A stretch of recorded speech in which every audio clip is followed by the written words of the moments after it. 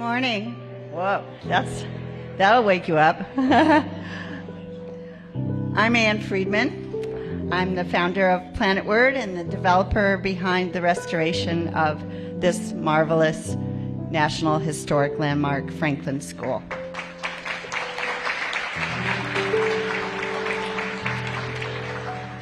Patty Isaacson-Saby, the museum's amazing executive director, and I are just absolutely delighted to welcome you here this morning to help kick off a discussion of transformative ideas for Mayor Bowser's unprecedented third term at the helm of the city government.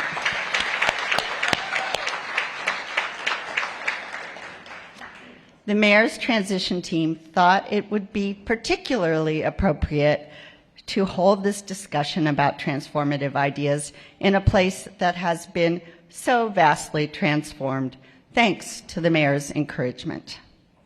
But I should confess that even though this has turned out to be the absolutely perfect home for Planet Word, it wasn't always obvious to me. I thought the school was too small, too run down, too full of mold and leaks and lead paint flakes. And I thought it was simply too difficult a project for me to take on as a first-time real estate developer who really should have been retiring. But I decided to take the opportunity. And that was largely due to the fact that the mayor's team kept calling me and urging me to reconsider.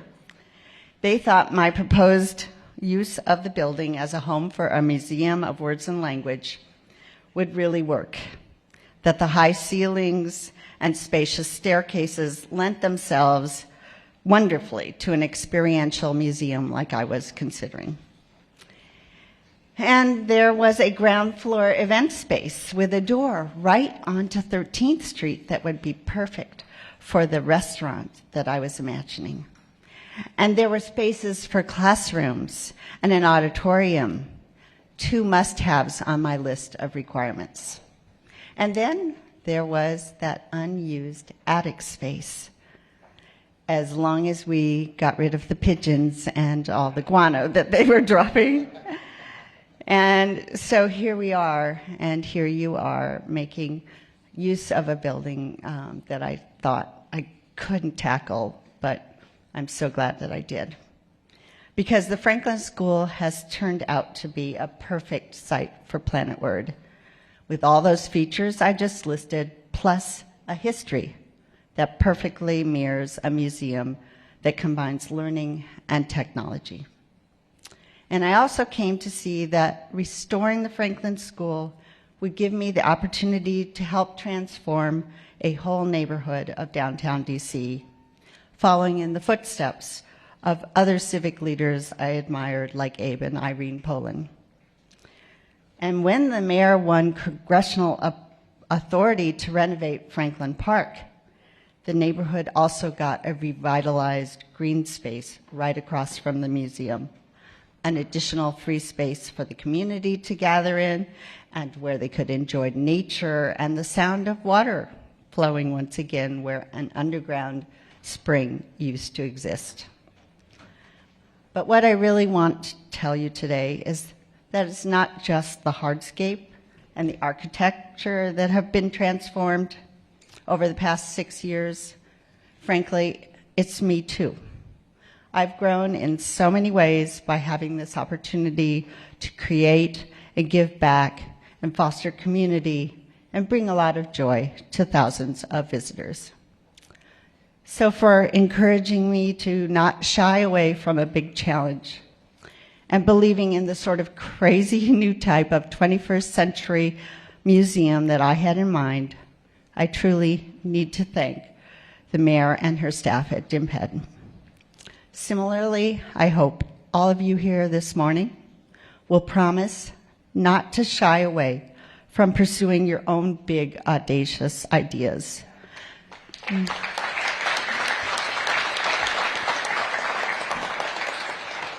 Because they can come true, and in the process, you'll have the power to transform not just the District of Columbia, but yourselves too. Thank you.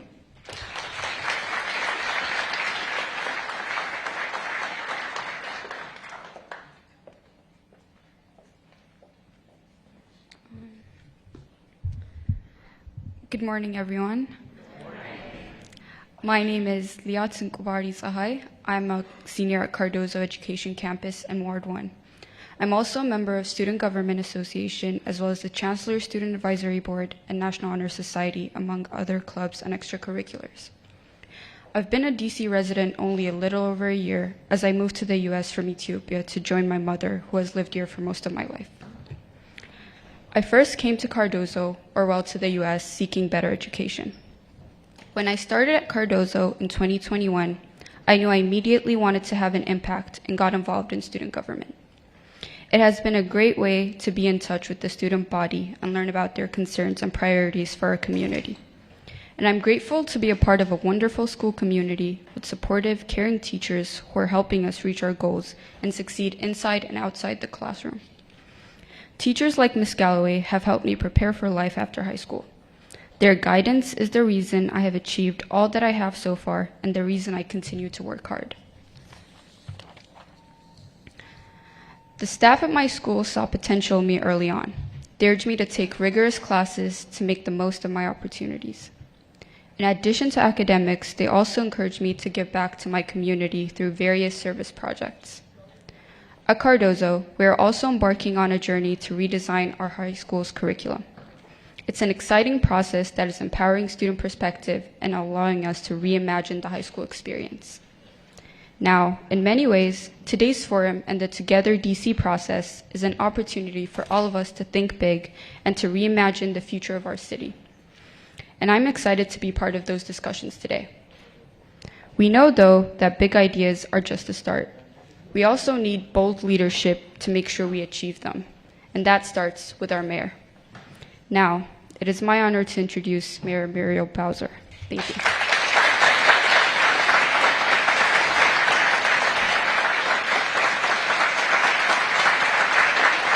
Well, good morning, everybody. It is wonderful to be here at the Planet Word, isn't it?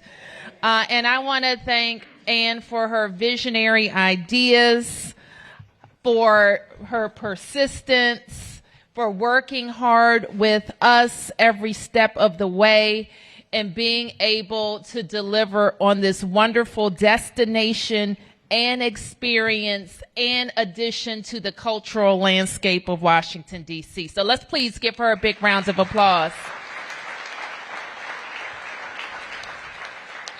I am delighted with the story of the Planet Word as well, because sometimes when we walk around and we see projects delivered, it seems so easy.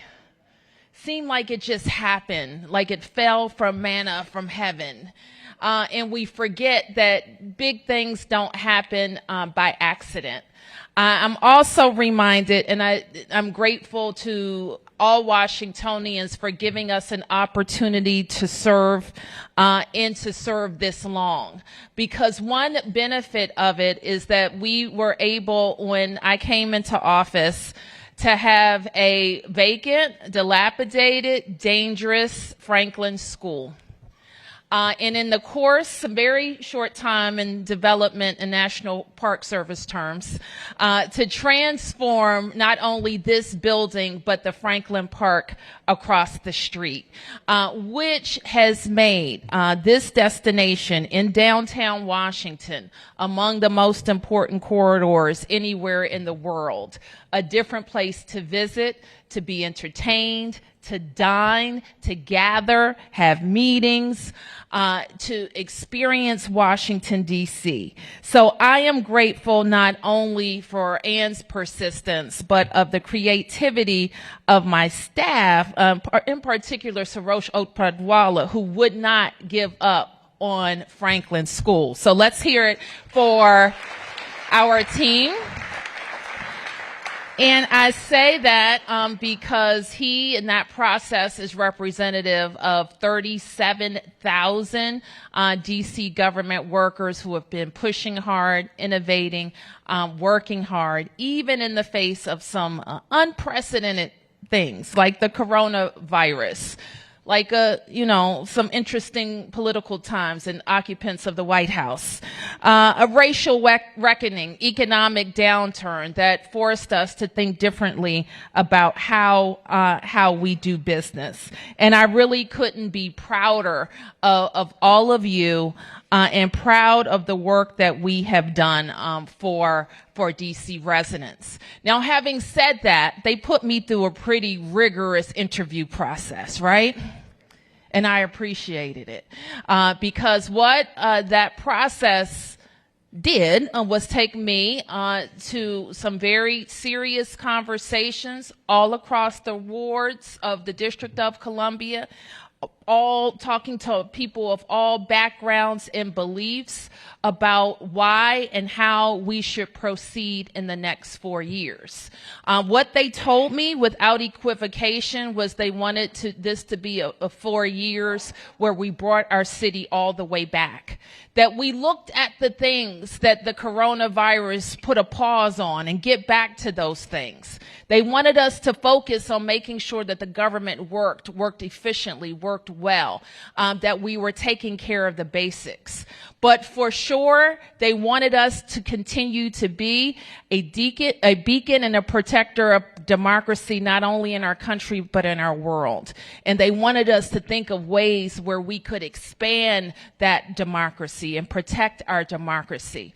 They want to make sure that every vulnerable person in our city knows that this government is here for them, that the agencies, the people, the processes, the programs are all focused on making sure that more Washingtonians will participate in the prosperity that we are growing in this city. They trust that we can do it because we spent 8 years keeping our promises. And now what we're focused on in this very short transition period before January 2nd, when I get to raise my hand for the third time and pledge an oath that we take very seriously, that we will make decisions without fear or favor in the best interest of the District of Columbia. What's my favorite part? As a whole. Not Ward 2, not Ward 8, not Ward 1. As a whole. Not just education, not just public safety, but as a whole. So taking in all of that information, that's why DC residents hired us, to take in all the information, to learn as much as we can about everybody, every issue, and then make the best decisions that impact, and I would add, the quickest, the fastest, the most DC residents as a whole. So that's what this meeting is about. We know what the big issues are. We don't have all the ideas. We have a lot of them. We have some big ones. We've delivered on them. But what we also know is that our residents in their neighborhoods have big ideas. Our businesses doing the work that they do every single day have big ideas. And so we want to know that all of our stakeholder groups, our nonprofit and advocacy groups that are doing this work every single day are also bringing those ideas to the table. So the first thing that we are going to do is just start talking to some of the experts about how we are approaching our problems, how we pivot when we have a problem and we didn't have a solution that worked, but also how we will continue to incorporate all of those issues.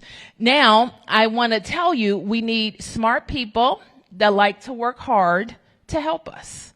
And part of what we are spending our time doing in this transition period into my third term is telling people and asking you to tap into your networks and tell people what? DC is hiring. So look at all of the great opportunities in DC government, and please join us. I'm also very pleased that two fantastic leaders in DC agreed to be our co-chairs of our transition effort, and that a great number of people within DC government who work on policy every single day have volunteered, in addition to their own jobs, to help lead the policy discussion, and I'm grateful for their service. So I want to acknowledge our co-chairs, Councilmember Tommy Wells, and now Director of the Department of Energy and the Environment, a recent alum of DC government, Dr. LaQuandra Nesbitt, who's agreed to co-chair our committee. I want to acknowledge Lindsay Parker, our Assistant City Administrator, as well as our team, our policy team, who is assisting, and raise your hands, policy team, who's assisting with all of our policy discussions around the transition. I, of course, want to acknowledge our directors and cabinet members who are here and participating in the discussion. Give them a big round of applause. And I'll finish by acknowledging some other former electeds. My good friend Bill Lightfoot, who is a former at-large council member and has volunteered for the transition team, and our former mayor, Anthony Williams. Thank you, Mayor Williams. So with that, I want to turn to the most pressing issue that we are all focused on across the government, and certainly I know our community groups and residents are focused on as well, and that is ending gun violence in Washington, D.C., and as intractable as sometimes problems seem, we know that when we have a plan, we execute on that plan each and every day. Our expectation is that we're going to make progress. And when we're talking about saving lives, especially saving the lives of young people, it's hard to say that we want to make progress. What we want to do is end gun violence. We want to end families having to deal with children being lost. We want to end those things. But we also know that we have to get there, and sometimes getting there is one step at a time. So our Director of Gun Violence Prevention is going to lead our first panel, and I want to introduce her. Am I getting that right? Linda Harley Harper.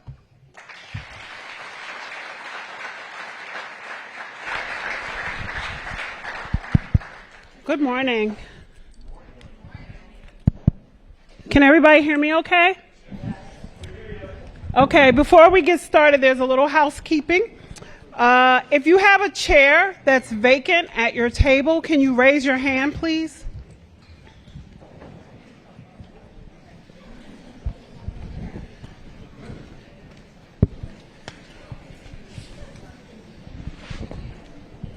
There's one right here at table 9.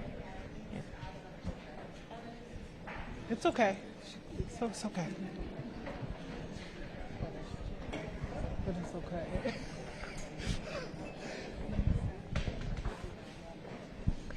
Okay, good morning, everyone. I want to thank everyone for coming out in this beautiful weather this morning to tackle these important issues that we have here in the district.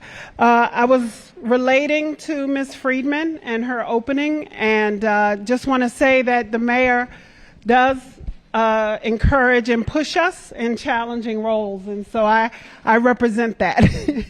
I want to say that we know that gun violence is our pressing issue in the district, and on my way down here I saw 3 different restaurants with long lines to get in, and I was like, wow, DC really is open. But we also have a responsibility to make sure that each and every resident in every ward can feel safe in every age group, at all sexes and genders, that all of us within our city, that all Washingtonians feel safe. I am honored to be on this panel with a group of distinguished guests, and I want to start with highlighting my co-facilitator today. My co-facilitator is Taekwon Jennings. Raise your hand, Taekwon.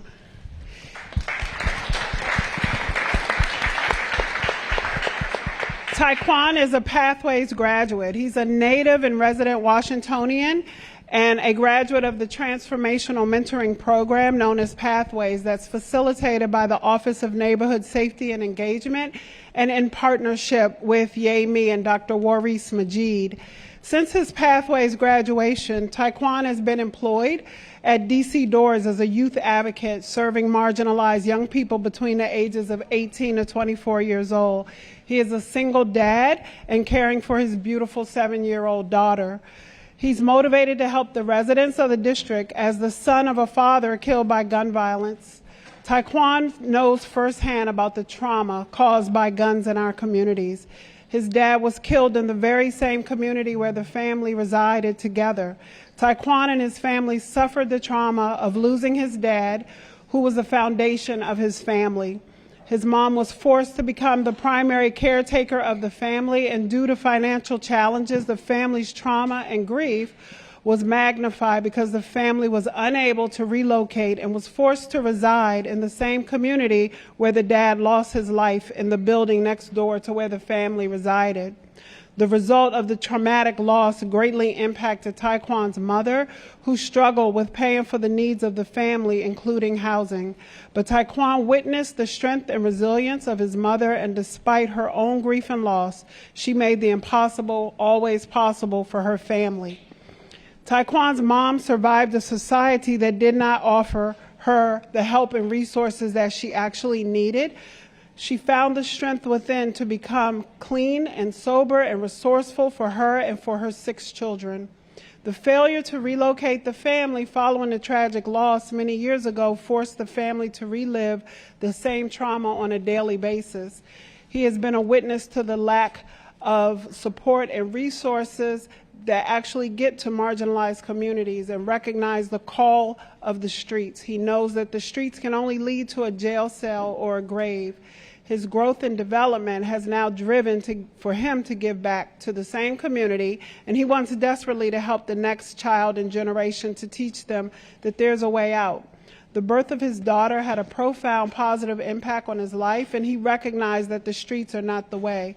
Taekwon believes that the only way out is to use your brain to process your trauma that you have experienced, and to use your pain and knowledge as leverage to become a better person and a productive member of society. Please join me in welcoming Taekwon Jennings to the stage.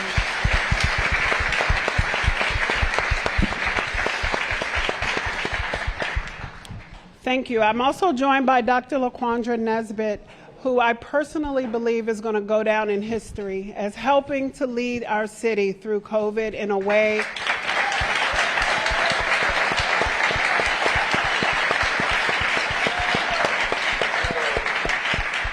that I think is going to always put Washington, D.C. as a leader in that space. Dr. Nesbitt is a board-certified family physician with over a decade of experience leading population health initiatives in governmental public health agencies. Dr. Nesbitt is also, as the mayor mentioned, co-chairing the Transition Committee. I'm also joined today by Thomas Apt. Thomas Apt is a national expert on gun violence and has become a mentor to me and certainly an advisor to helping as we address the issues here locally. Since we first met, he's now become a resident of Washington, D.C. again, and we're very glad to have you in the district, Thomas. Thomas is the founding director of the Center for the Study and Practice of Violence Reduction at the University of Maryland, and he's the chair of the Violent Crime Working Group and a senior fellow at the Council on Criminal Justice. Join me in welcoming Thomas Apt. Also pleased to introduce Jamal Holtz. Jamal is a special assistant to the president at Link Strategic Partners, and he has extensive local government, public affairs, and community relations experience drawn from roles at numerous in-statewide and local government agencies. Jamal is a big fan of 51 and D.C. becoming the 51st state, and so join me in welcoming Jamal to the stage.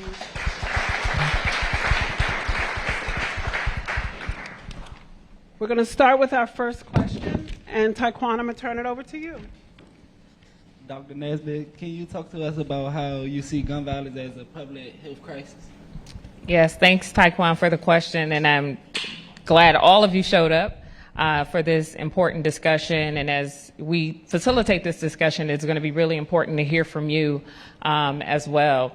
You know, violence as a public health issue was designated a public health issue years ago, actually, when David Satcher was the Surgeon General. I don't know how many of you remember that. And there was a lot of work done in that space. And what makes it a public health issue is public health practitioners, we like to look at what is causing people to lose their life, what is causing premature death in our communities, what are the things that we can prevent and avoid.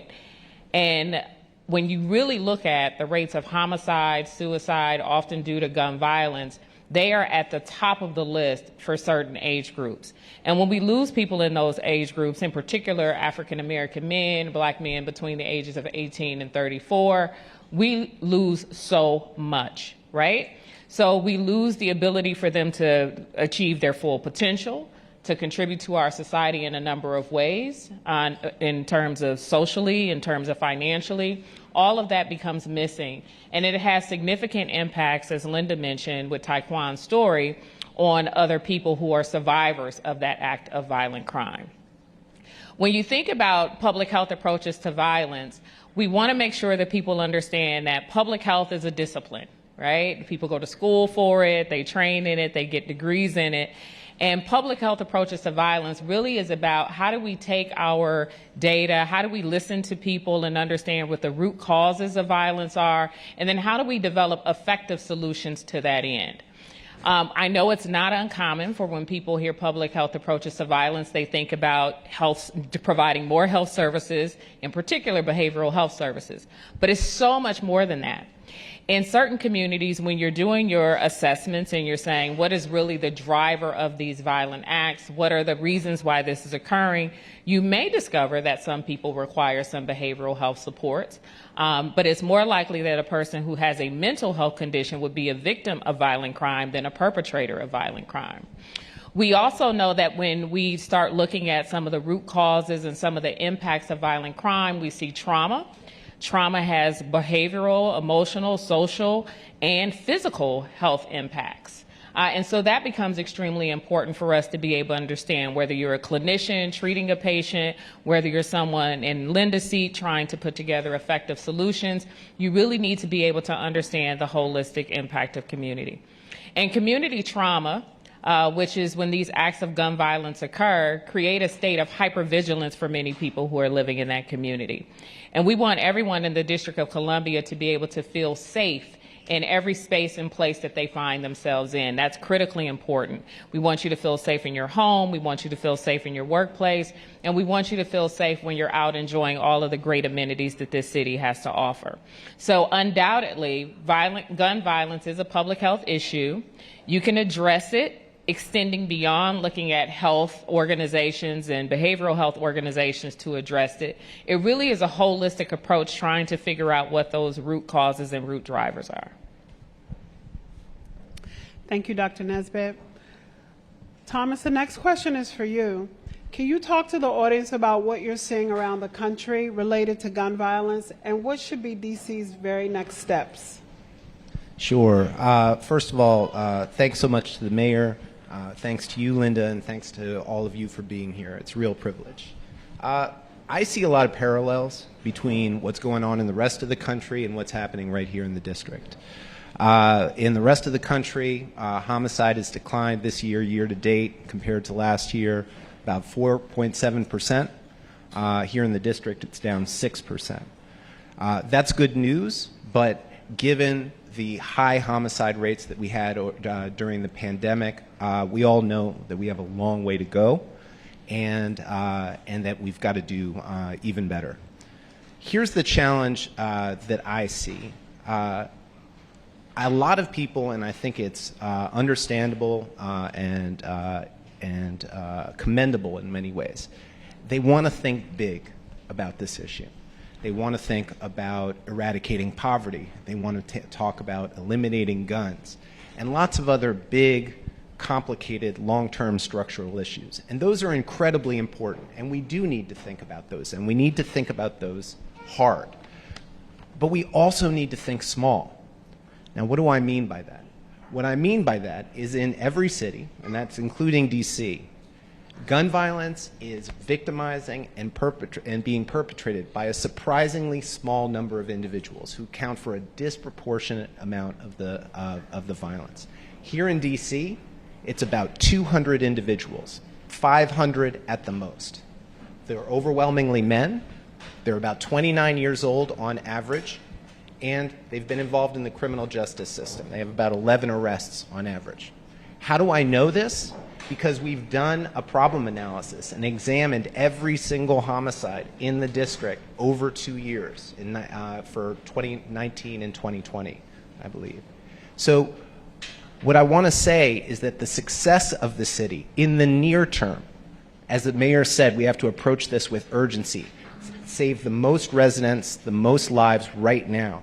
In the near term, success depends on how we engage this relatively small group of men. And we have to do so with a combination of empathy and accountability. We need to approach them first with supports and say, we know you're struggling, we know you're hurting, we're here to help you. But we also have to follow up with accountability and say, what you're doing is hurting the community, and it cannot continue. And if you persist in violent behavior, you will be held accountable. It has to be both of those messages at the same time. And that involves partnership. That involves partnership among all of our service providers, our violence interrupters, our therapists, all of those people. And it involves our law enforcement officials, our police and our prosecutors working together. So that's what we need to do. And so what I would say is, in addition to thinking big, we also need to think small. And one of the things that I find sort of exciting about this moment is DC has a lot of the right pieces in place. It's not like DC has to reinvent its approach. You have the violence interrupters. You have a lot of the right things you need on the enforcement side. You have a lot of the things that you need in terms of supports and services. What we need is just that final bit to get ourselves aligned. What we need is that final bit of follow through. And then I think that this anti-violence effort will kick into overdrive. I'll leave it there for now. Thank you. Thank you.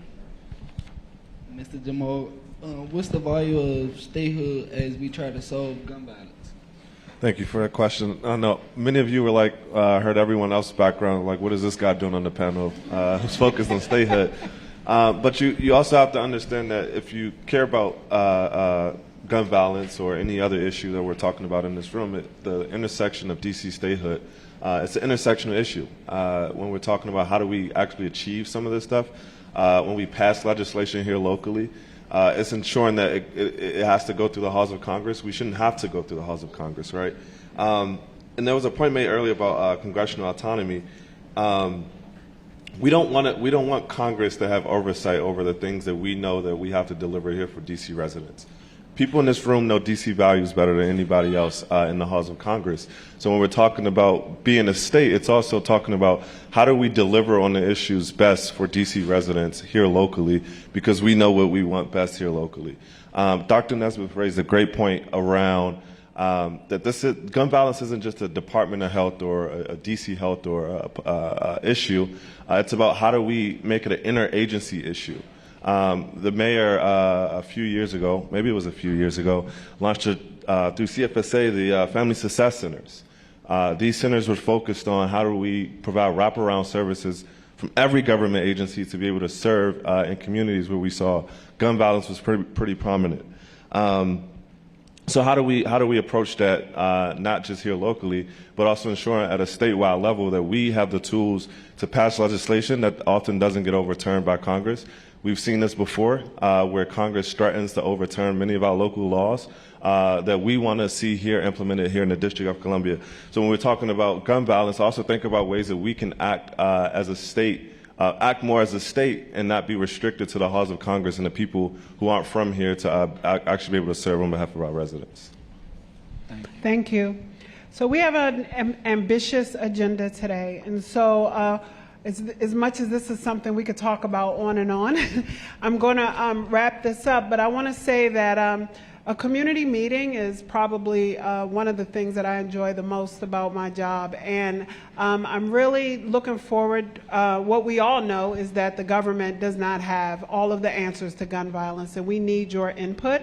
And so we know that many of you that are in this room have submitted your suggestions on together.dc.gov, and we are reviewing every day those responses, and we've gotten some good input.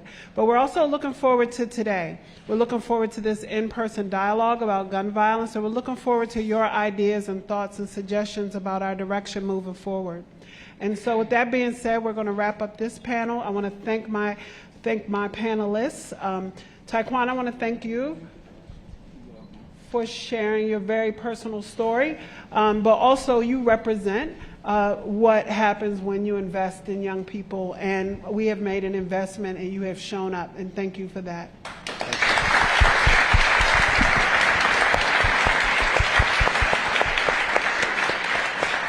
We're going to take 2 questions from the audience, so if there's anyone who, yes, sir.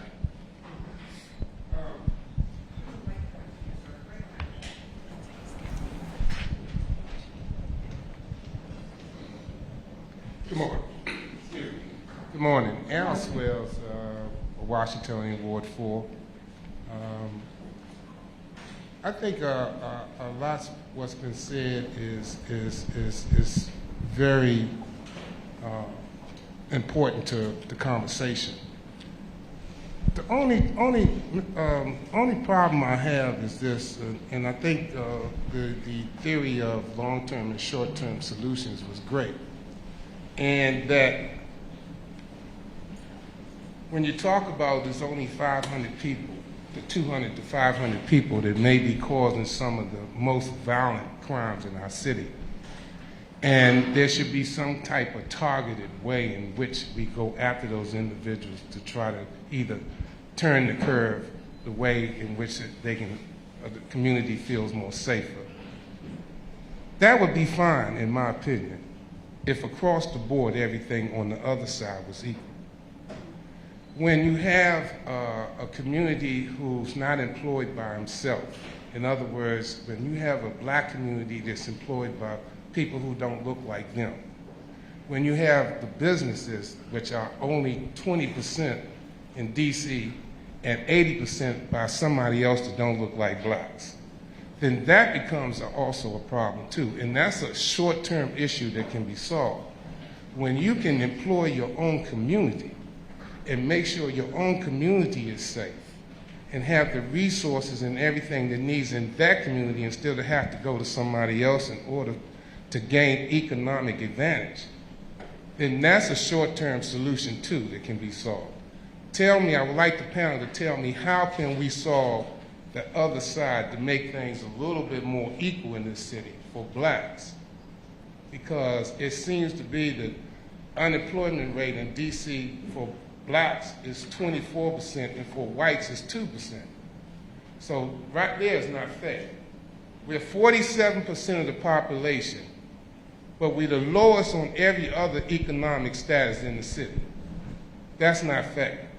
So how do we make this whole thing fair across the board while we can also deal with those 500 people that are also terrorizing our community? Yeah. So you make one last statement. Okay. If we're not employing our community, then that's terrorizing too. You're terrorizing our community. So thank you for raising those points and creating the connection between economic opportunity and risk for crime or being connected to what we also think of as diseases of despair. So much that is critical to this conversation that we have today was the mayor's opening, which talks about doing everything for people as a whole. And there's other priorities that we'll talk about today, including the fight for the middle class, where there is true opportunity, as you've highlighted, to create more equity and more equitable solutions, which is giving people what they need, not necessarily giving everybody the same thing, in order to achieve and meet the goals and objectives they have for themselves and that we have collectively as a community and a society. So your point is very well taken, that we have to, when we talk about social support services, when we talk about economic opportunity for people who are at risk for violence, who are already exposed to the criminal justice system, all of those things do subsequently have to come into place, including educational attainment. All of those things are critically important. I think it's a great question, and you raise a lot of good points. Let me just say this. Of course, it's a both and. We need to do both things at the same time. But let me just suggest that in your question, you're sort of saying, until we do these other things, we can't really do this focused approach. And let me tell you, simultaneously. Okay, then we're on the same page. Because here's the thing. One of the biggest racial disparities in the city and around the country is disparity in violent victimization. And that is a tremendous injustice that deserves attention as well. The other thing I want to point out is that the violent victimization that we see of black folks in this city is directly connected to all of these other outcomes. Folks can't learn if they're chronically exposed to violence. They have bad health outcomes. It affects housing. It affects health. It affects everything else. There's a bunch of studies that show the biggest thing that is keeping poor kids poor all across the country is chronic exposure to violence, because it traumatizes them. They can't learn. They can't get good jobs. Ultimately, they stay involved in poverty. So it's absolutely a both and. But we do have to approach this with a sense of urgency. And the other thing I've just got to say is I've been doing this a long time. I've been going all around the country. I've reviewed thousands of studies. There is no way to address violence without directly addressing violence. You must work with these highest risk individuals in the highest risk places. Thank you. One more question. I'll go with you with the Navy blues.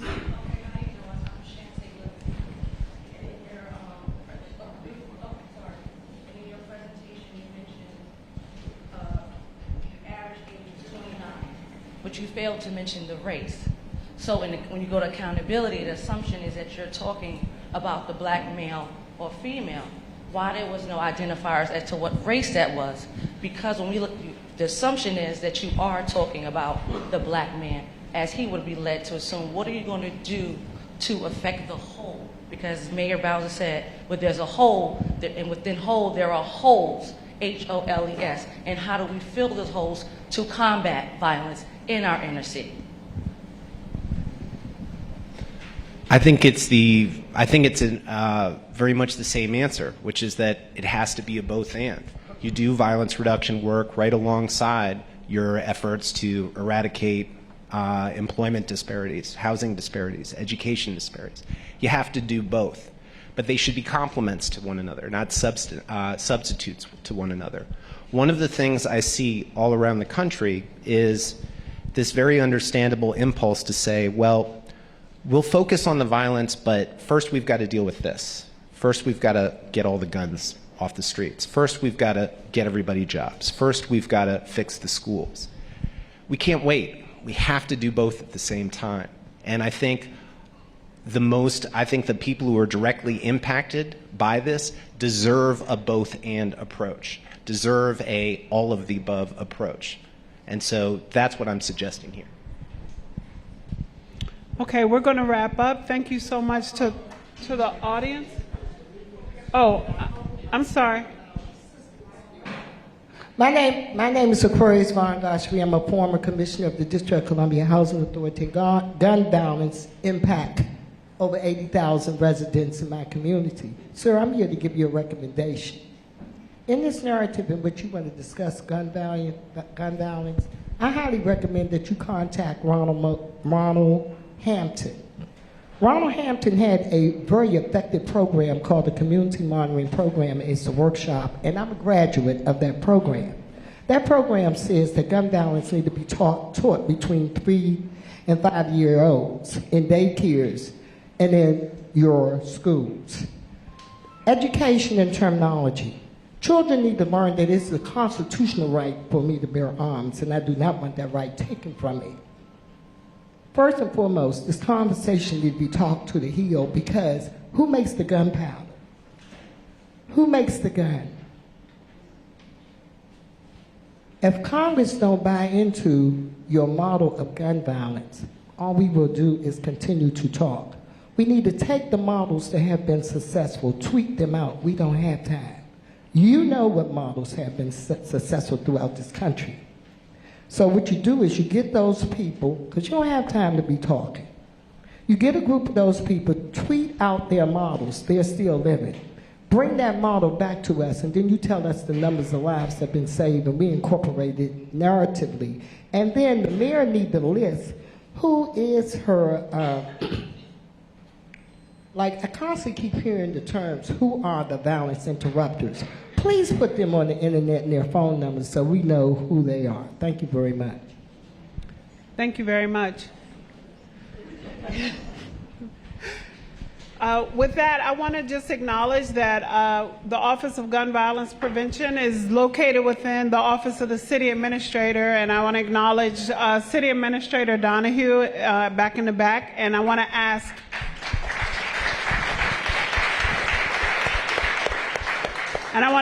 the members of the Office of Gun Violence Prevention, there's several here today, if you could just raise your hands so that the residents know who you are. Thank you. Thank you very much to our panelists, and thank you for hearing us today. Thank you. We look forward to your ideas. Welcome him to the stage. Poe, thanks for joining us, and thank you all. It's humbling to shift the conversation from a critical conversation on gun violence to talking about education, but what many of us in this room know is in many ways they're interconnected. And so if we have great schools where children from all across the district receive an excellent education, then those children grow up to be the citizens that are gathered in the room today. And so with that, I'll say good morning once again. I have the great joy and pleasure of serving as the State Superintendent of Education for Washington, D.C., and brought some friends along this morning to have a conversation with you all about education and hear the challenge of the day, our big ideas. I do know we have a lot of students in the room, so if you are a student in our system, please wave your hand or raise your hand so we can acknowledge you. I think it's critically important. I think it's important that everyone ground themselves in that reality, that it is Saturday morning, it is raining outside, and our children are gathered to be a part of the conversation that shapes their future. And so it's just not lost. If you are near a student in the room, please find out more about who they are. They will truly blow you away. I'm going to quickly introduce my panel, and we're going to get started, starting with my good partner, who was here before all of us. So you should know that he was here first. Poe is a senior at Anacostia High School, so let's give him a round of applause for that.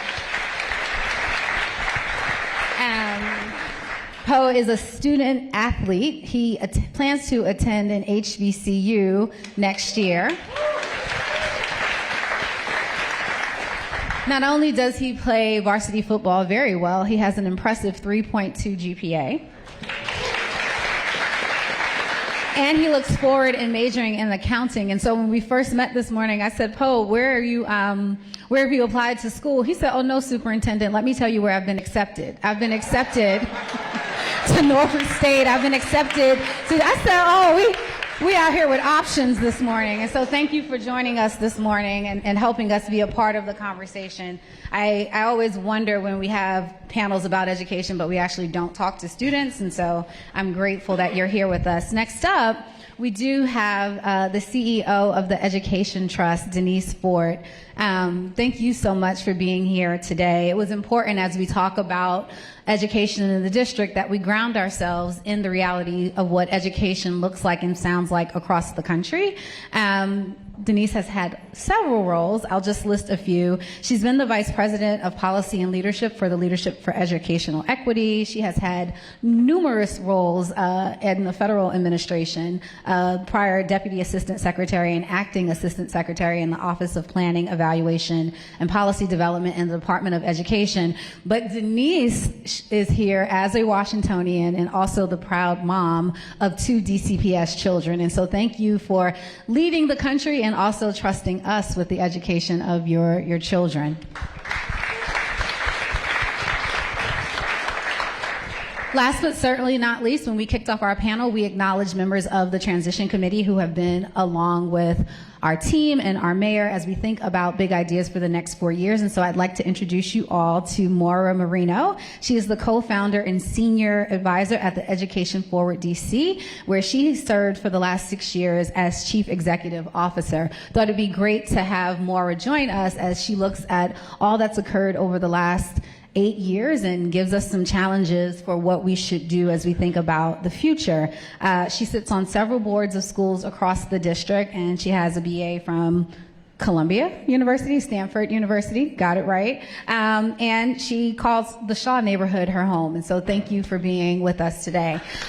I want to start us off with a lightning round. So lightning round, I'm going to go with you first, Denise. 4 years from now, when we are all gathered once again and we look back at all we've accomplished in education, what will the headline be?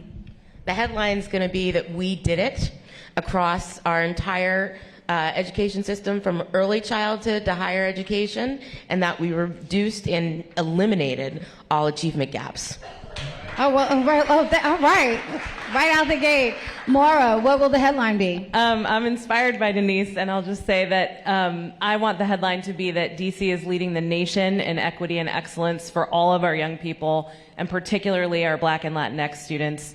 We have had incredible improvement in this city, and the headline has been that we're the fastest improving, and we should be really proud of that. And I want the next headline to be that we are achieving that kind of excellence for every single one of our kids every day. Now, Poe, I don't know if it'll be a newspaper or TikTok or Instagram, but what is the social media thing that you all will be following when you are a senior in college looking back at the system that created you? What will the headline be? I feel as though the headline will be that DC's on the rise. Or like she said, DC made it or we did it. Love it. Now I want to ask a targeted question. So Denise, you are both a parent and also a national education advocate. When you think about this challenge around closing the achievement gap, or what I call is the opportunity gap, we have to ensure that our students have access to opportunities so that they can grow and thrive. What does that look like and sound like if you think about Washington, D.C. and the work we have ahead of us? Yeah, well, I'm particularly excited that we might have a contract soon between the Washington Teachers Union and the city, because... I'm excited to tell you that we do. Yay. Because we all know how critical it is for our teachers and our students to have a really good relationship with our teachers. Teachers are the biggest value in the classroom, and I bet most of us can name that one teacher that made a huge difference in our life. But more importantly, part of the success of a student is really a strong relationship with an adult, and that adult in the classroom. And as the social, emotional, and academic development of students improves, so does their learning improve, and that's really, really important. The other thing I just want to give a shout out to is the intensive tutoring that's going on in DC right now. I think that is going to make a big difference in terms of learning acceleration, which is definitely what we need at this moment. But along with the intensive tutoring, again, you can go back to those strong relationships between adult and students. And when it's done well in a very sort of small group scenario that's aligned with professional development, development, we see extreme acceleration. And as with the most recent impact of the pandemic, that's what folks are looking for the most. How can we make sure that students are accelerating at the rate that we need? I didn't, I know I didn't prompt you for that, but we should note for the good of the group, under Mayor Bowser's leadership, we have invested $40 million into high impact tutoring. We're working to ensure that children all across the district have access to a tutor. When you think about your own educational journey, many of us, myself, we were not fortunate enough to say, oh, I need additional help, but we want to make tutoring norm in Washington, D.C. We want every child, if they need a little bit more help, they can get individualized instruction. And so it is a 3-year, $40 million investment. And sitting here now, we've already turned the corner on having tutoring with over 4,000 students. And so thank you for naming that. Maura, you work in philanthropy and you have access to individuals who make lots of investments and big bets in education. So if we took all budget constraints off the table, what should we be doing as a big idea in education in the district? Yeah, I see two places where philanthropy can be partnering with government to do even more for young people in the city.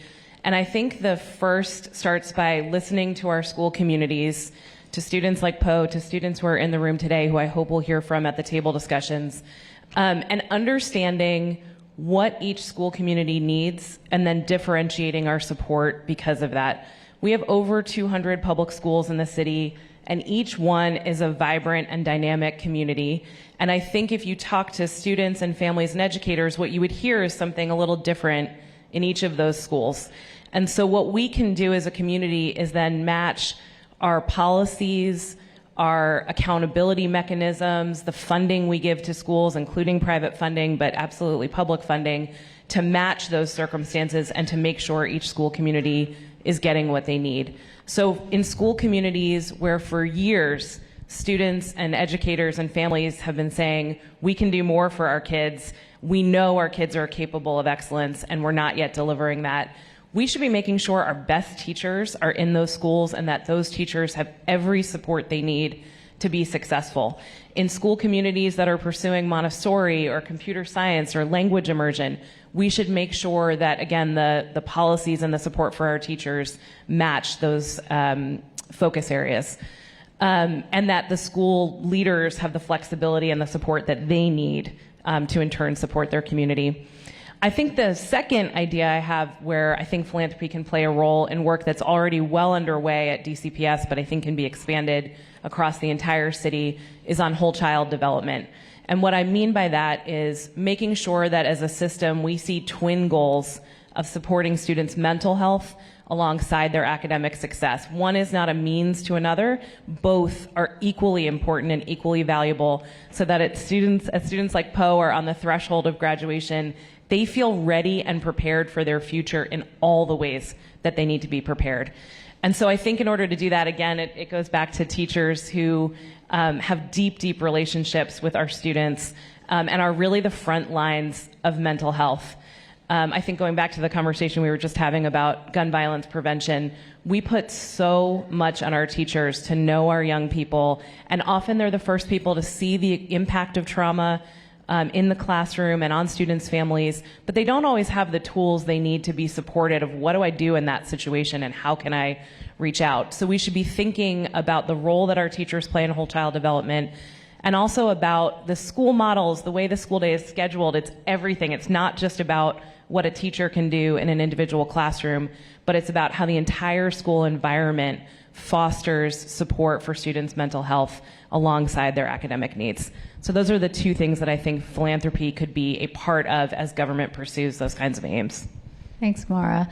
So obviously, Poe, big question. What's one thing that we should be doing differently in education in Washington, D.C.?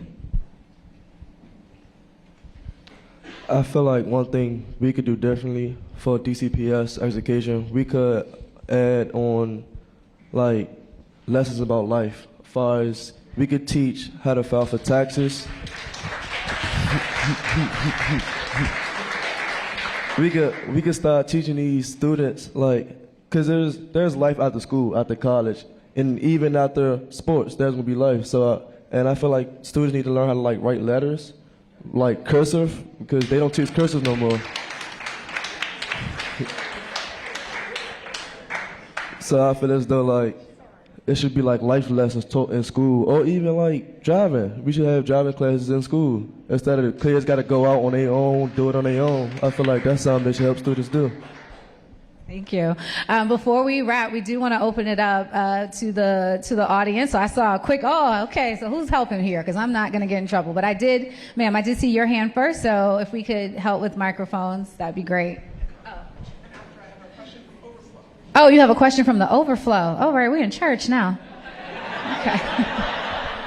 Go ahead. Good morning.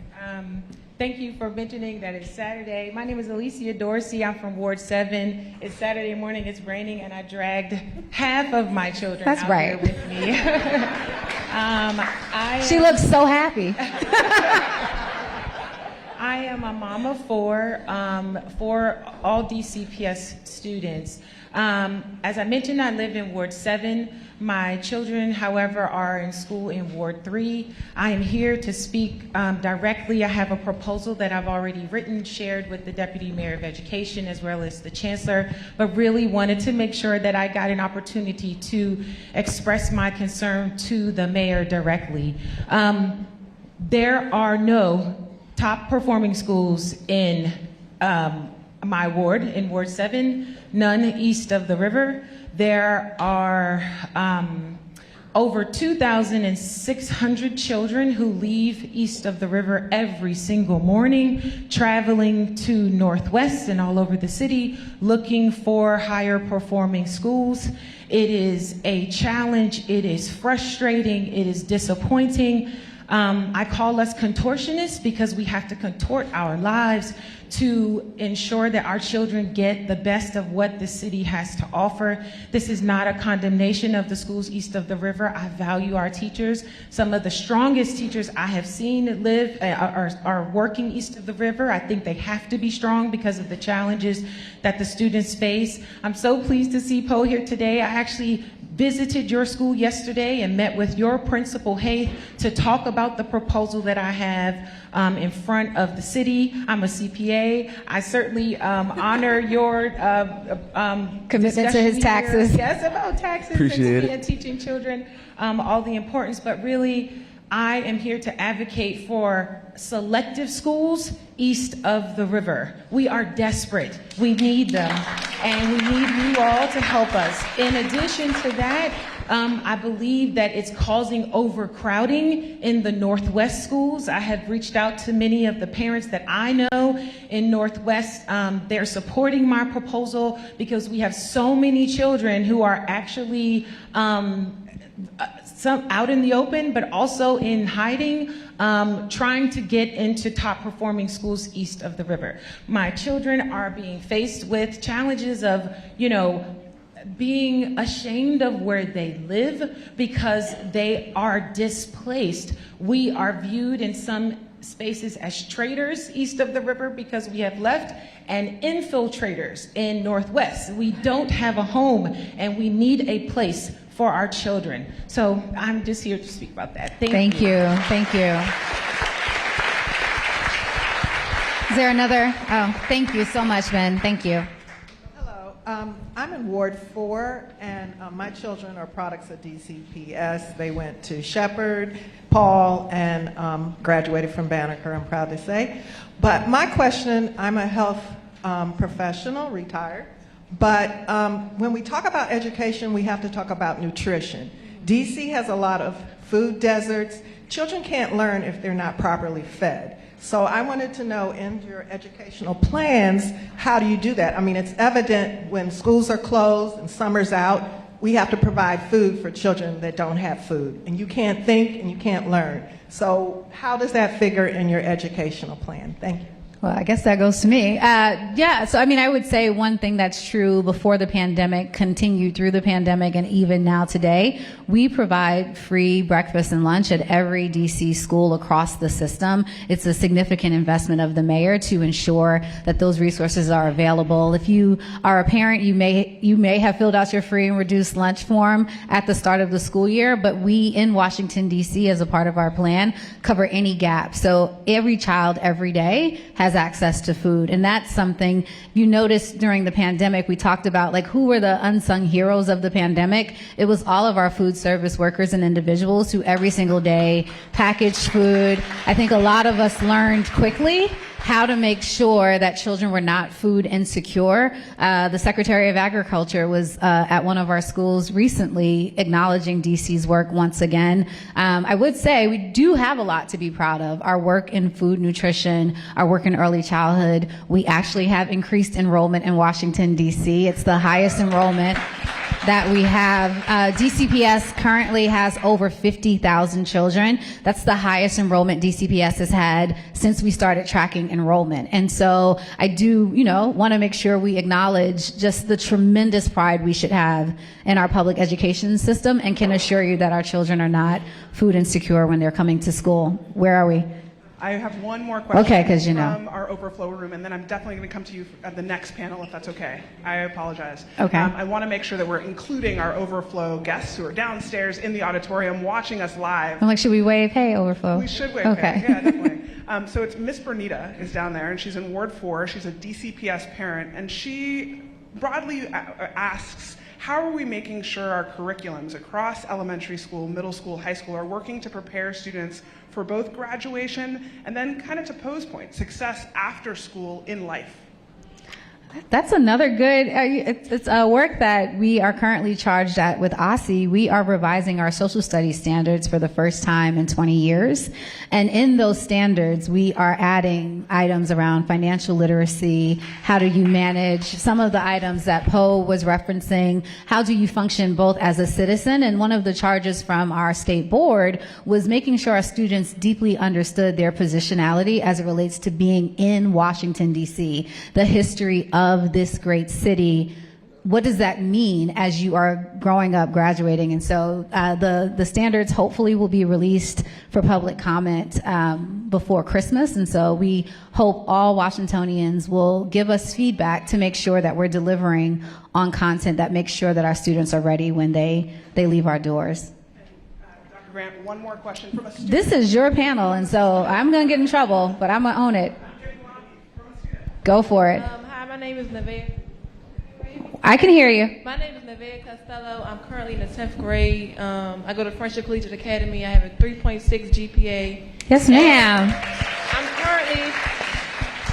I'm currently applying to OSSI, and I want to add on to Poe when he said that students should have access to a class where learning about life skills such as learning how to file taxes, learning how to file for housing, learning how to apply for housing actually, and I feel as though that should be a class mandated in every school, because after high school it's basically you're learning life, and you don't have to, if you take this class in high school, I think it will be easier to prepare yourself for the life in the future of traveling around the world, especially if you're going to college outside of DC.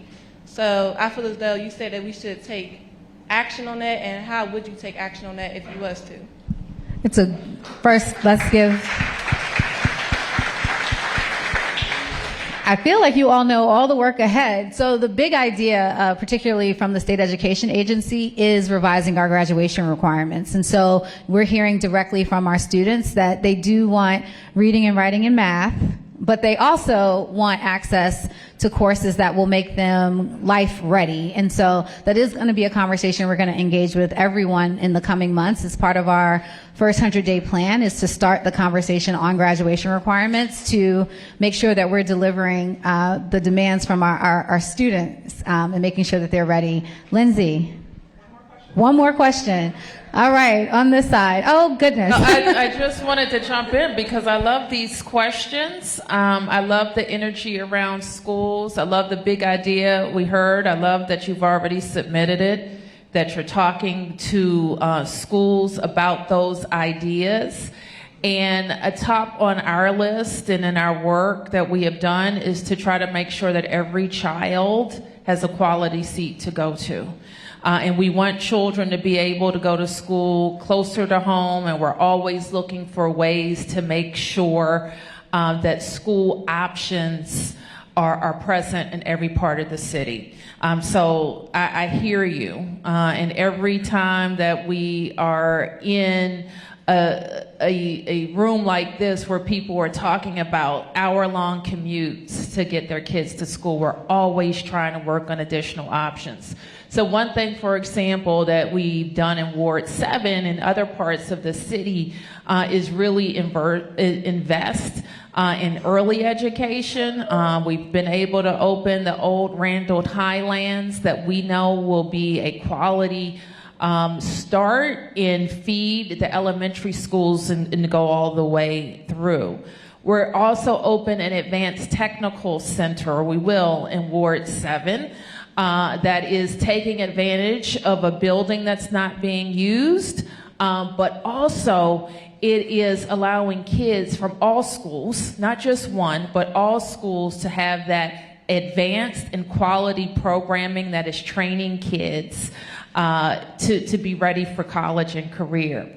I also want to say that I was with the superintendent and deputy mayor recently, where we are talking about one of those opportunities where kids have dual enrollment. Did you know that?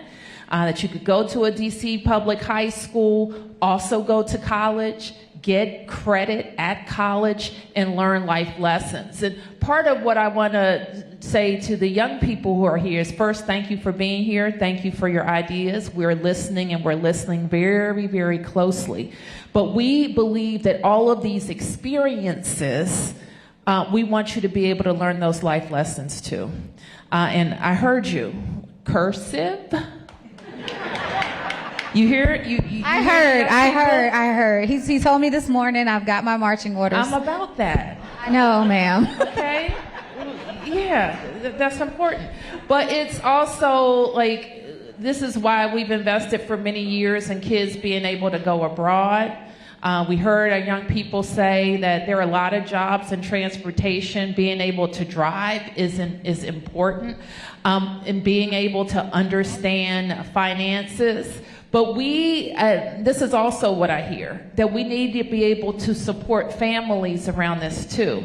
Because a lot of these lessons you're going to learn at school, a lot of these lessons you're going to learn at home. So we want to be able to make sure that families have these tools. The last thing I want to say, I know I am holding up progress here, but the last thing I want to say is when we heard the food discussion and the superintendent's response around schools, I want us to think about that holistically. How are we opening more grocery stores? And that's hard. Man, the mayor will tell you how hard it is and all the work that we've done to invest and attract people. But I want to think about removing distinctions among our children. The superintendent is right. Like right now, everywhere in our schools, you can get high quality breakfast and lunch. You know, my teacher told me my daughter was getting breakfast at home and breakfast at school. But I'm going to diverge a little bit to this next section where we're going to talk about the fight for the middle class. Because a lot of our kids, we have, a lot of young people that need all of these supports. And we have some people that if you look at their family income, we say maybe they don't need these supports. But in fact, the line between them is really blurred. So I would like the opportunity for us, part of my big idea, because it's about all Washingtonians, people who are the most vulnerable and their families need more income, and maybe people who aren't exactly what we consider the most vulnerable, or there's just, it seems like an arbitrary cutoff. How can we make sure that there's less distinctions in our school buildings about need? And I'll just give you a quick example. We, during the pandemic, we made food available to everybody. Okay, there was no form that said, what do you call that? Free. It just wasn't, and everybody got it. And you all may know I have a daughter who's now in her second year of school. So her first year, I didn't really know that you had to pay for lunch because we didn't. It was during the time where we didn't. Now there's this distinction that some kids are paying, some kids aren't. And that distinction may exist in after-school activities. Some kids are paying, some kids are not. So part of what I want us to think about, and this is not a super big idea, I'm just one of you right now, among you. How can we say in our city that there's some things that, we're going to remove those distinctions for? It could be food, it could be out of school time, it could be sports, it is tutoring, and all of those things. So let's just think about what the school should have and how we deliver it for everybody. Thank you, Mayor. We are at time. Thank you so much for joining us this morning and for your perspectives on public education. I'm excited to welcome our third and final panel on reimagining our downtown.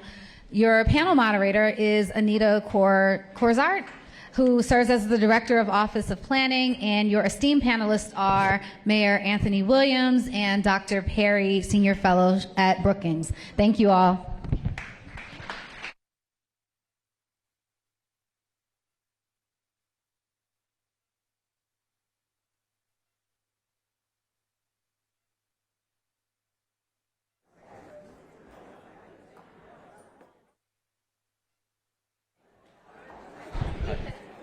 Good morning. So welcome to our third panel. Again, I'm Anita Cozart. I'm the Acting Director of the Office of Planning. And this is our third panel. Mayor Bowser has led the way in really creating vibrant and opportunity-rich city with historic investments in housing, such that we're on track to meet goals that we have for 2025, around 36,000 new homes, including 12,000 of those being affordable. A bold goal that was set recently to increase the number of Black homeowners in the district by 20,000 by 2030. Expanded childcare options and pre-K options, as mentioned. $16 minimum wage, and all in a city that really prioritizes sustainability and resiliency. And despite these investments, as we've talked about today, we know DC remains an expensive city to live, afford housing, childcare, and build wealth and grow a family. Today, we want to hear your big ideas as it relates to this third term, as we fight for our middle class, as we reimagine our downtown, thinking about places like this Planet Word where we are and Franklin Square, and then also creating a more resilient and sustainable future. To spur our thinking on these topics, we are joined by the former mayor of Washington, D.C., Anthony Williams. Thank you. We're also joined by Dr. Andre Perry, a senior fellow at Brookings. And we're joined by Liz Price, who is the vice president of real estate at WMATA. Let's welcome all our panel. So I'm going to start with a question from Mayor Williams. Thank you again for being here. You are rightly credited with steering a DC comeback during your time as mayor. We now have an opportunity for a comeback specifically for our downtown. Remote work and a lingering economic impacts of the pandemic have really depleted the vibrancy of our downtown. Mayor Bowser has invested in downtown economic recovery to support local entrepreneurs and large employers to encourage a living downtown. Looking ahead, what can we be doing to jumpstart downtown, which has traditionally been the economic engine for our city? In my mind, it's continuing what the mayor is already doing with other mayors and really redoubling the effort to get the federal government to recognize that cities are a core, not to be political, but practical and realistic. Cities are a core part of the Democratic Party. We have a Democratic administration. They've got to commit to repopulate, maybe not fully 5 days a week of work, but at least 3 days of work a week back in the federal enclave. That's number one. And number two, I think the mayor, building on the goals she set for housing, that she set successfully for homelessness, I think the mayor, building on her economic plan that she has underway, is in a position to say, I demand that the private sector create X number of jobs, of which a certain percentage of those on a stretch basis are for DC residents. I think she's in a position to do that. And I think that a lot of the business community that's talking about we need to do this, we need to do that, needs to be given this goal and harnessed to achieve this goal of jobs for DC citizens. I think that's number two. And then I think number three is really understanding that, and I think the mayor gets this, some mayors don't, that we really have to reimagine the downtown. Having said the federal government has to come back to a certain degree, we've got to really rethink the downtown. And a great example is right across the street. Public-private sector partnership with the federal government. The mayor you may not have gotten it, talked about the kind of time frame you're talking about when you're working with the Park Service. It's a long time frame, but it was successful in getting a model of what you can do with a public space. We need to really multiply that and scale that up throughout the downtown. Those are great ideas, and I want to invite Dr. Perry and Ms. Price to say a little bit about, as we reimagine downtown, what steps should we take to make sure that it is equitable and in a manner that all our residents can participate and benefit from that reimagined downtown? Yeah, I'll go. Thank you, Mayor and Anita, for that question in particular. What is the purpose of downtown? Traditionally, it has been a place where we work, where office spaces are concentrated. That is no longer the case, particularly now in the post-pandemic. When we reimagine downtown, they must be, as many cities are seeing it, as places where people work, live, and play. Right? For the challenge in creating an inclusive model for that is to really think about, can a municipal worker, can a teacher, can someone in public works work, live, and play in downtown DC? No, and if not, how do we create that? Clearly, we must reimagine those office spaces into new sources of housing, new sources of commercial property, including those things in our vision to create more homeowners. We're going to have to be creative around zoning in our efforts. The footprint of DC is not going to get any bigger anytime soon. Right? So we're going to have to create density in some manner. And the greatest opportunity that I see is the loss of office space to create opportunities for particularly black people to own homes and commercial property. We will talk about home ownership a little bit, but I don't ever want to sidestep commercial property. Only 3% of all commercial property is owned by African Americans, and it represents almost half the amount of wealth created from property overall between residential and commercial. When we're not owning commercial property, we're not generating wealth. When we're not generating wealth, we're not generating businesses, right? So for me, yes, no question, we want people to come back to work in DC. We also want people to live and play in DC, and that's going to require us to really be intentional about our zoning, really being intentional about workforce housing, really being intentional about our streets and how we transport people back and forth. And so I want us to really think big and being guided by the question, what is the purpose of downtown, particularly post-pandemic? Yeah, I'll add to that. 20 years ago, we were having a similar conversation when Mayor Williams was mayor, which led to the Downtown Action Agenda, which really looked at how can we create a more vibrant downtown. So we have challenges today, but we We solved in the last 20 years a number of challenges that we've had. We diversified the downtown. I can't even imagine where we would be after the pandemic if we had not done that work, if the city had not invested in hotels and in placemaking and museums and other things that bring people to downtown, both visitors and residents, regardless of the office market. So we're here again. We have another opportunity to imagine, and we need to reinvest in what will make a more sustainable and resilient downtown. For sure, housing is part of it. It's challenging. I would say the one thing the Downtown Action Agenda had a hard time accomplishing was getting more housing downtown. That's been a goal for a long time. In 1982, I think, which I'm not sure who was mayor then, the city had a goal of 12,000 units in downtown. We had 3,000 in 2000. We have 7,000 now.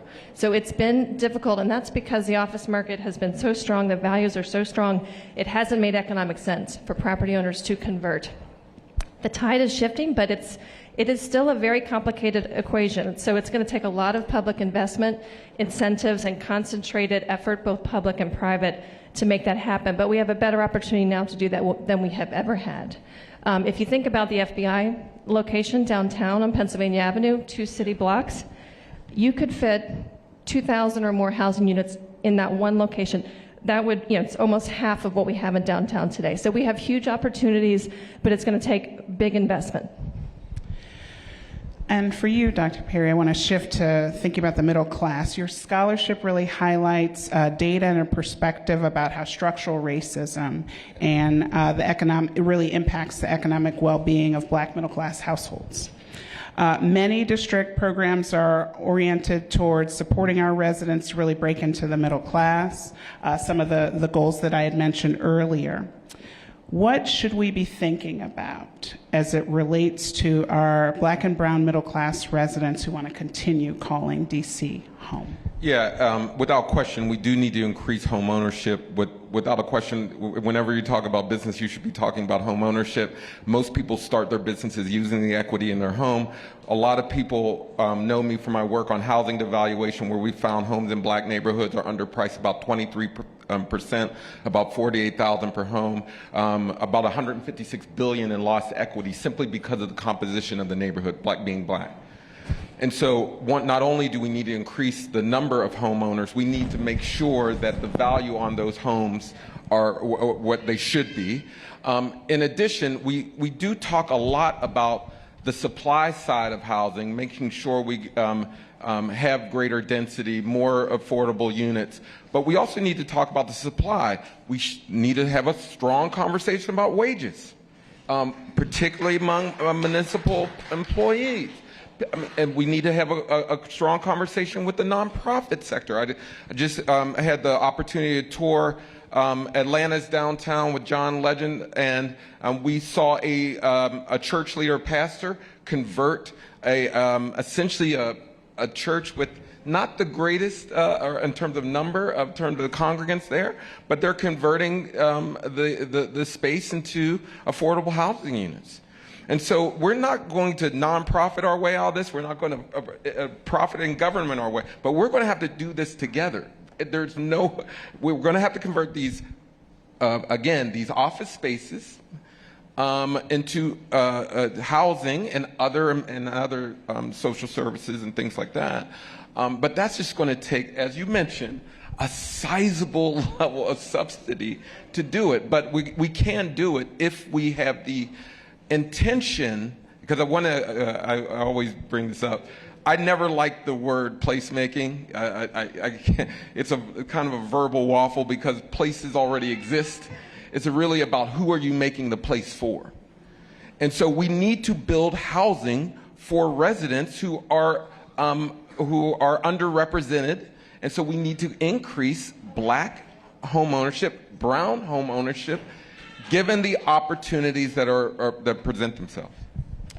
Mayor Williams, Mayor Bowser gave us a great entry point to think about this blurry line when we talk about the middle class or we talk about most vulnerable residents. Would you just opine on that a little bit? How do we think about this idea of households? We have lots of programs. You know about the programs that exist, and there's a line that's created. What about blurring that line? Opine a little bit on that.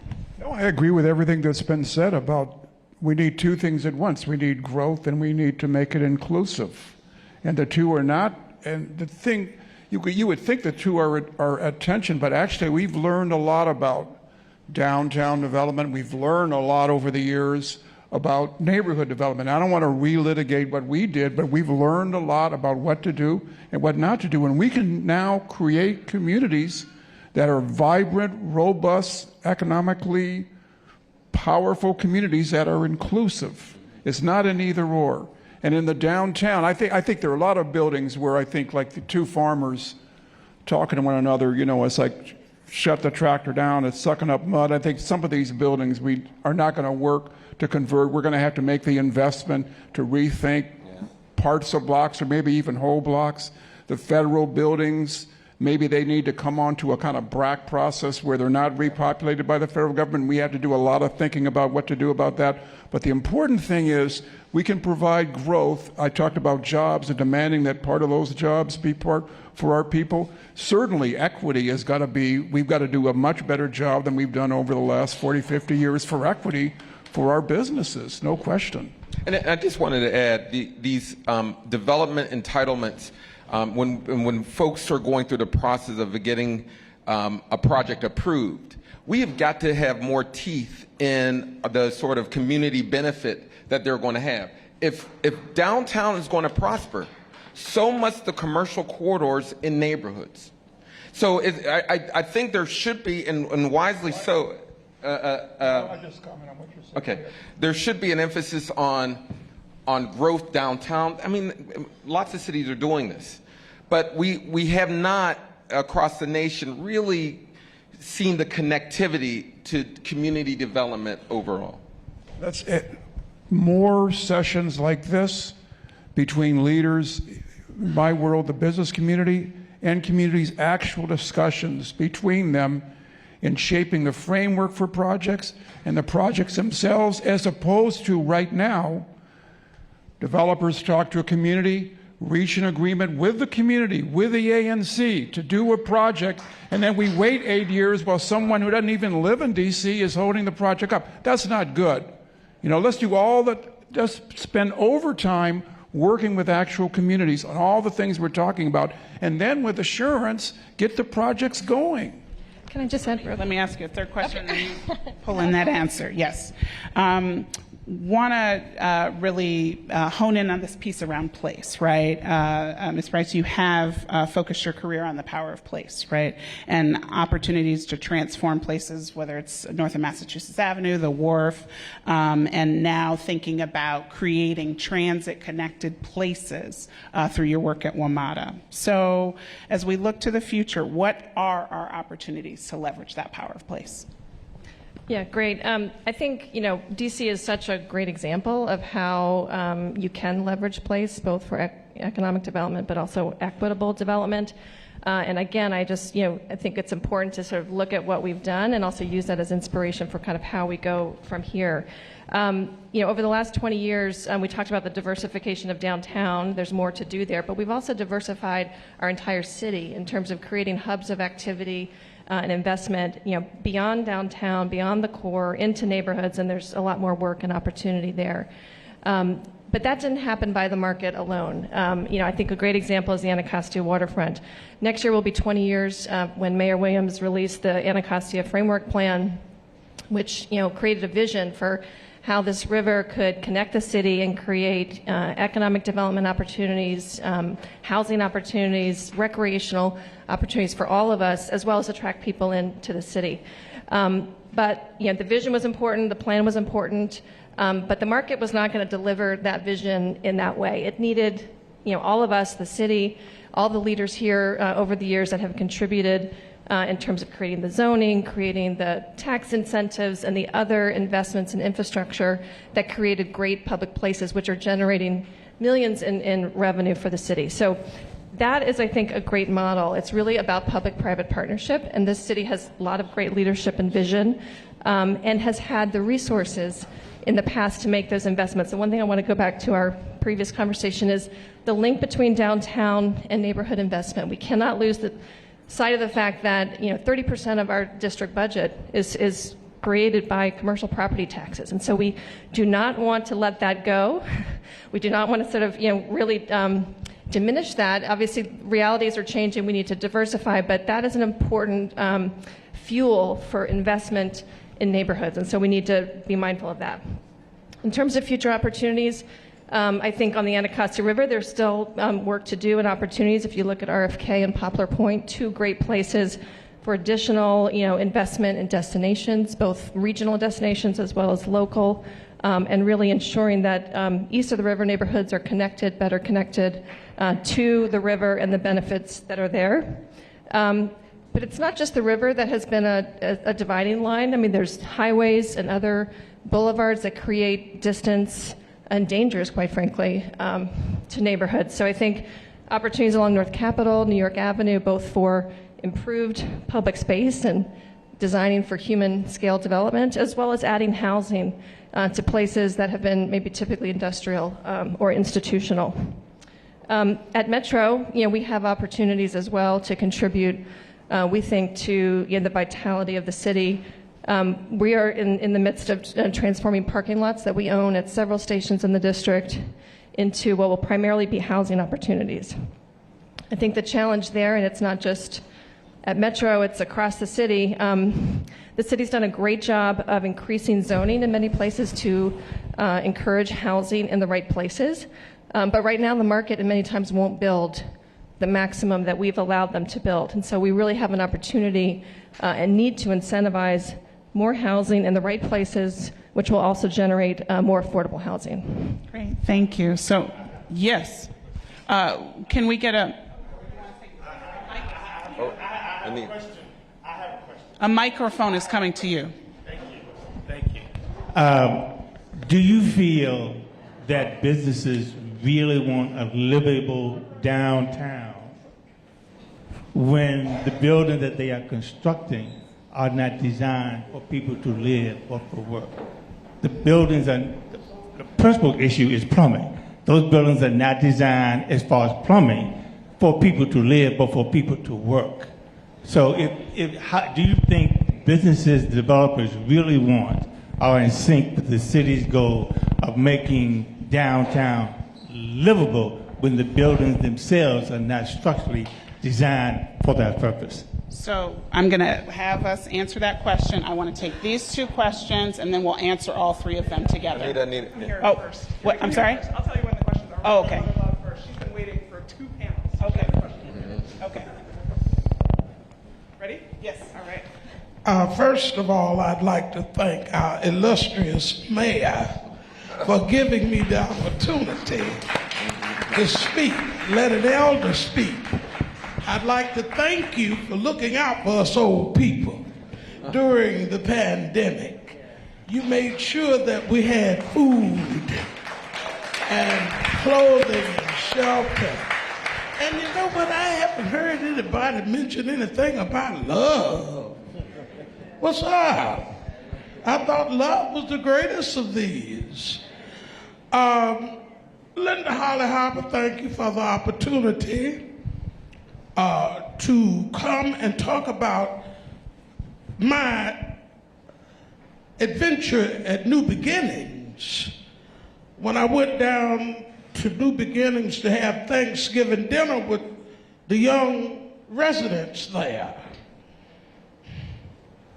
Has anybody been down there to talk to them lately? Has anybody asked them what they need? Well, let me tell you what they told Mother Love. First of all, those young men's brain hasn't even finished developing. All they talked about was wanting to see their daddies, most of whom are locked up. All they talked about was wanting to taste some of their grandmama's macaroni and cheese. All they talked about was wanting to see the members of their families. And there was a time, because I've been with the Department of Youth and Rehabilitation Services, even though I'm an educator for life. But I was kind of drawn into that by my goddaughter. She said, you need some things to do.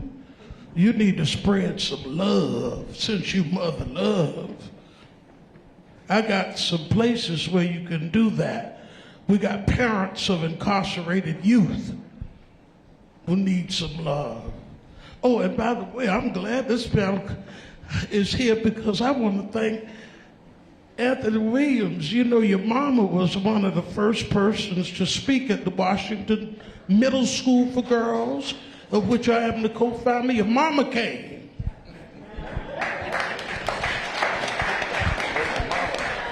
And ultimately, we were recognized as a school that represented diversity. Remember that? Well, my mother adopted me, God bless her. Yes, your mama did a whole lot of good stuff. Yep. She raised a good boy, too. Man. No, but she adopted me. I was in foster care. Yeah. But ultimately, I just don't want you all to forget about the love. The greatest of these is love. And that's all these young boys are looking for. Love, recognition, I matter. I matter to somebody. And all I want to do, my illustrious mayor, see, the Wakanda in me is coming out, and, and I can't help it. That fire, that female warrior spirit, but we still need our men. We need our men. We need our men. These boys are asking for male leadership. That's what they tell me when I'm having dinner with them down at New Beginnings. All I ask is an opportunity to spread love, light, peace, and blessings to all of them.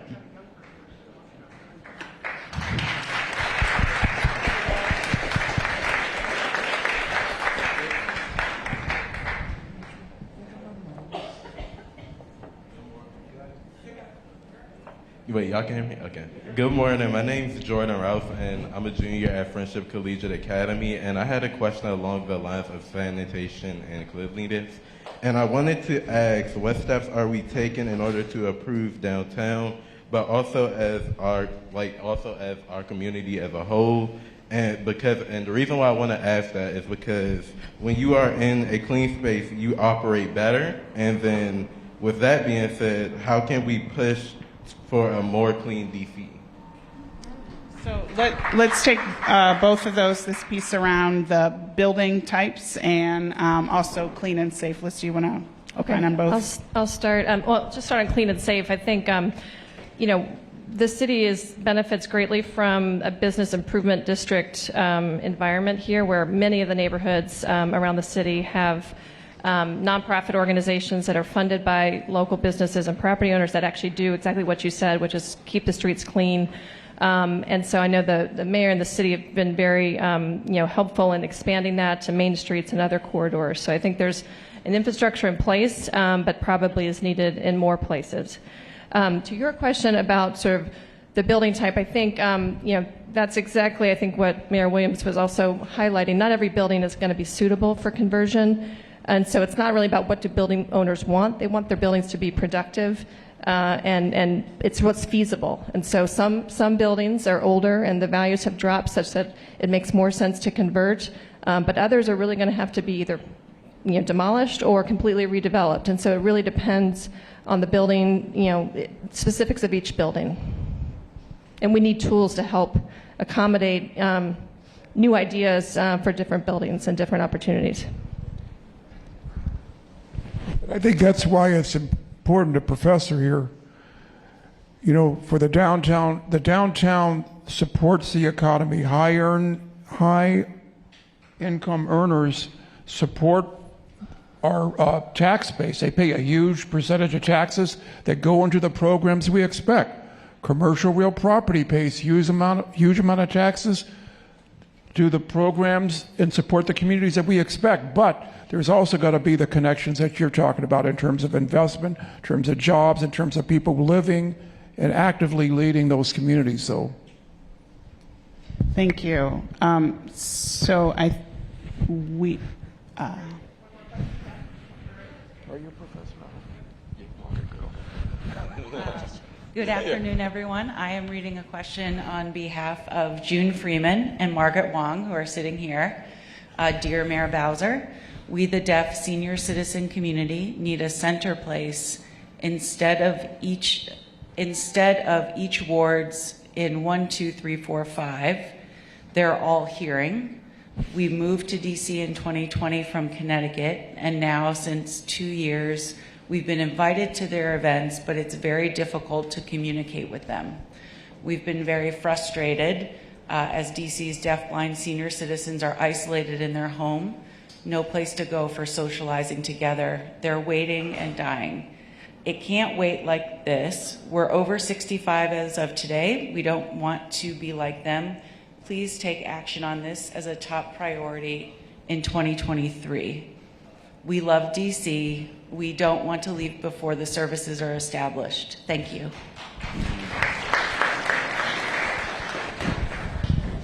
You know, can I say something? And I learned this. There's a woman, a developer by the name of Toni Griffin. She's out of Harvard. She did a conference on Afrofuturism and developing. I really do believe, and I'll talk on two issues. We do need corridors and areas that think about these places differently, and particularly around specific communities. So much of our corridors, black corridors in particular, historically, it was modeled after 14th and U. That's historically who we see as being. We need other corridors that represent people. We need other corridors to represent the deaf and blind community, to show the different types of amenities that are possible. And not to say that we have to concentrate one group or another in one area, but we should use placemaking, I'll use that word now, as an opportunity to demonstrate that we can do development differently, to honor the residents, all residents in our communities. So it can't just be 14th and U and Chinatown here. Can we reimagine specific places, taking advantage of this reduction in office space to do something really bold and different? Well, that's a really good point, because one of the things we have to do, even before COVID, the world was faced, let alone DC, with how to rethink retail because of the effect of technology and Amazon, and we still have that issue. And this would be a great way to rethink our major arteries and our corridors and our neighborhoods, and especially our downtown. So one last question here. The microphone is coming to you. I'm Stacey Mills from Ward 4. My questions or recommendations are around banking finance and how DCHD and DSB work together in managing banking and finance, especially banks like Wells Fargo, who is notorious for abusing the system and people losing their homes, et cetera, et cetera. And so oftentimes DSB does not really hold them accountable. DCHD is doing something different. And I think we really need a task force to really look at financing. If you want to make housing affordable, and I know the mayor's made a lot of money available, the feds, et cetera, et cetera. But, I think it's Atlanta, which has stopped doing some business with, say, Wells Fargo. I think it's really important that we begin to look at banks and how banks affect access, sustainability, et cetera. DC residents shouldn't have to go to NACA to get support and resolution. It's just a lot of window dressing, I think, from Disney. So I appreciate the bold ideas that you put forward there, and I think want to use that as we wrap up as an encouragement. If you've heard a bold idea, or if you have come up with one now as we've been talking about it, please make sure you're sharing that today, and then also on together.dc.gov. And let's thank our panel.